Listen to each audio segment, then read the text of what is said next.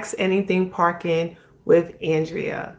We're going to talk about the real parking challenges that drivers face every single day. I know I say New York City, but I believe like a lot of these problems exist in major cities where parking is crazy, right? So if you're new to and you're new here, you listen. Let me introduce myself. I'm Andrea. I am founder of Plenty.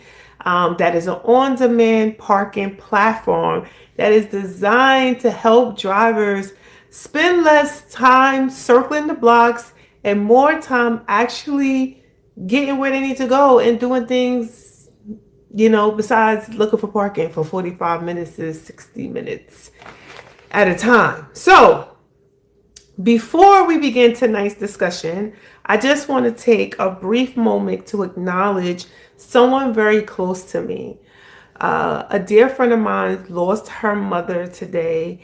And listen, we know that, life, we deal with a lot of things in our life. We balance in work, family, everyday responsibilities, and moments like this remind us just how important it is to show up for one another. So I like to take a few seconds just to honor her with silence in honor of her mother.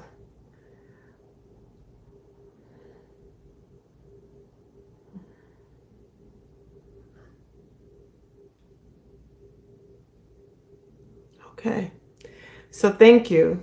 And with that, tonight we're talking about something many New York City drivers may not realize, or drivers period may not realize, is how they choose to pay for parking could actually be costing you more than necessary.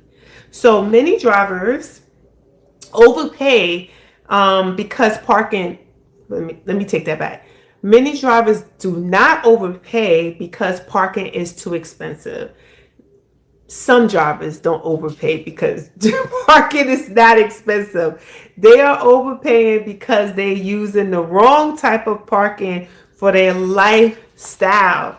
So tonight we're breaking down daily parking, monthly parking, the pros and cons of both, and when each one actually makes sense for you. So let's start with daily parking because this is what most drivers default to. Daily parking means you pay for parking by the hour or by the day. So maybe you're going into Manhattan, you're going into the city for dinner or a show. You're running errands, right? In the city as well, or you're attending an event, which I just said earlier.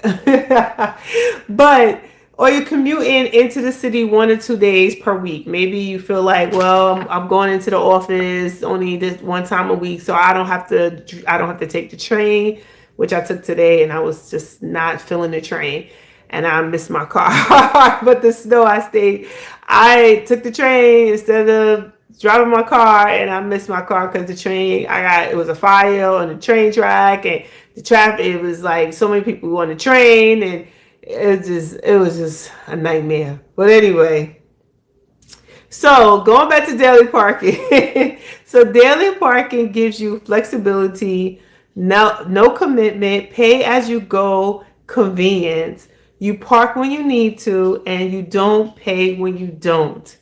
But here's the downside, right? If you're using daily parking consistently, it starts to quietly add up, right?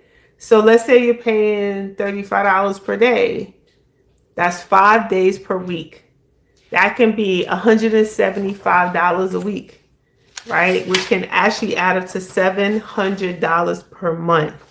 And at that point, you're basically paying for monthly space without getting the benefit of one. And you're probably paying more than the monthly parking price, right? So now let's talk about let's talk about monthly parking. Monthly parking means you pay a fixed rate every month for access to a parking space in a garage or lot. This is usually ideal for commuters, residents without a driveway. It's me, I don't have a driveway. Business owners, healthcare workers, anyone who drives in the same area multiple times per week. Let's say let's say a garage is offering monthly parking for $500 per month. If you're paying 4 to 5 days per week, you're saving money overall, right? You're locking in a predictable cost. You don't have to worry about it fluctuating the pricing. And then also you eliminate the stress of finding parking every day. Because, if you're coming in daily, you're not really sure if there's like an event or a conference that's actually happening in that area and you normally used to parking in that place maybe once or twice a week. And then you come in and there's no parking because something actually happened and you didn't reserve and book your parking ahead of time. That has happened to me. So this could be, monthly parking could be for you. Also could be if you're traveling for longer than 3 days and you need to park your vehicle. This could be an option for you as well. But so that to me, that's the benefit of monthly parking. But it also comes with a trade-off, right? There's less flexibility when you do monthly parking. You're paying even when you're not using it. So like if you have your monthly parking and you paying for monthly, but maybe you're not coming into the city as much. Maybe you're on vacation, whatever it is, right? That could be a trade-off. Like, yes, you pay $500, but you're actually not using it for the whole month. So that's a trade-off. You're locked into one location, so you're paying monthly parking for one location. So if you're paying parking for one location monthly and you're going somewhere else, you actually you have to pay for parking there as well. It can seem like it's not the best option for you, right? And then you still walk several blocks to your destination. So you might have monthly parking, but the monthly parking where you live at might be 5 blocks away. I mean, I know people who used to have monthly parking and they would take an Uber from their monthly parking to their to their home. Like they would park their car and then take an Uber home. Yeah, that's how deep it is with parking. So in that case, monthly style pricing could be a better option even though you're only staying a week or two. So here's the real question you should be asking yourself.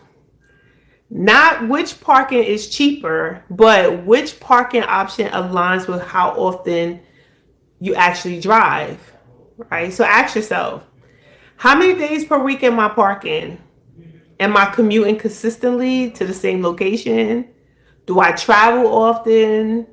And if I do travel often, am I staying for long periods of time? And am I paying daily out of habit? Like I've done that. Like I've maybe go in once or twice a week and I'm paying daily. So I'm like, okay, I'm paying $20 a day to park. $40, 40 times 4 is about $160. So that actually is cheaper for me because parking in that area is going to cost me like $600 a month. So yes, it actually benefits to me. But sometimes we don't realize that we are paying daily out of habit because we don't want to pay the monthly payment, but we actually wind up spending more by not paying the monthly parking. So because the convenience of daily parking is costing you hundreds of dollars per month, like I just said, without you even realizing it. So at the end of the day, daily parking is great for flexibility. Monthly parking is great for consistency. And the right choice depends on your commute, your schedule, your lifestyle. That's what it really depends on. If you work remotely, if you travel often, or you only drive occasionally. So, monthly parking may not be the most cost-effective option for you, and it just depends on what works for you. So I just want to give you a scenario, right? Like you're commuting to the Manhattan 4 to 5 days per week for work, right? Daily parking is $35 a day. You times that by 20, that's $700 a month. But the monthly parking that they charge there for a flat fee is $500 a month. So in that case, monthly parking probably makes more financial sense if you're a person who likes to park your vehicle. So there's another scenario here, like you're traveling for 7 to 10 days, and maybe you're flying out of LaGuardia or JFK or whatever airport you're at in whatever city you're in, and you pay daily rates at $40 a day for 10 days. Prices like that seem like that's only in New York, but it might be other. I'm thinking California be right up there with New York, right? So that's $400. That's actually $400 for 10 days. But some garages you can pay monthly. Like you can literally, they have extended, stay, but really at the end of the day, you'll be able to probably park at another garage for $250, save you $150, and it might not. And you could probably find, like, we have homeowners, some that are actually close to the airport, so you might be able to actually pay $150 for the whole month, right? And you don't need it for the whole month, but you can actually save money in your pocket. So that's something to think about. And then you could take an Uber from there to the airport, right? So just saying that, it might cost you $150 instead of costing you $400, or $250 costing you $400, right? So you got to think about it like that. You might think it's only a few days, but actually those few days add up, and they charge you by the day because you're not doing monthly parking. So before you book your next parking session, take a second to ask yourself, am I choosing the option that works best for my lifestyle, or just the one I'm used to? So listen, thank you for joining me tonight on Ask Anything Parking with Andrea. Listen, as always, we're all about saving the dollars. We're all about making this parking experience easier, right? We're all about building out a system that could benefit us, right? To have a certain quality of life. That's what we're all about. So thank you for joining us this evening. God bless. See you next Wednesday. Stay safe and make sure you love on your loved ones. Take care.